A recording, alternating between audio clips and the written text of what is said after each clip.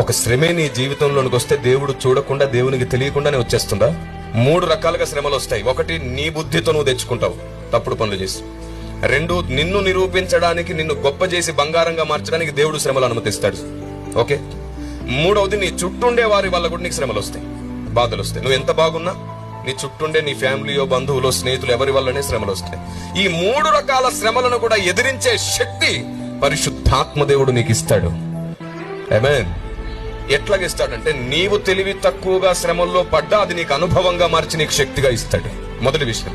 2వది, దేవుడు గాని శ్రమలు అనుమతించాడు అంటే నువ్వు అదృష్టవంతుడివే, ఎందుకంటే నీ అంతస్తు పెంచబోతున్నాడు. 3వది, నీ చుట్టూండే వారి వల్ల నీకు శ్రమ వచ్చినప్పుడు కూడా, వారి వల్ల కలిగిన శ్రమలలో కూడా నీవు అనేకులకు అనుభవం, అనేకులకు వెలుగుగా మారిపోతావు.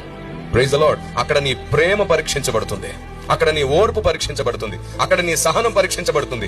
మనం ఏం చేస్తాం తెలుసా? శ్రమ రాగానే తొలగించు ప్రభువా అని ప్రార్థిస్తాం. తప్పు ప్రార్థన. కీడు నుండి తప్పించు ప్రభువా అని అడగండి. కీడు అంటే శ్రమ కాదు, మరణాపాయ స్థితి.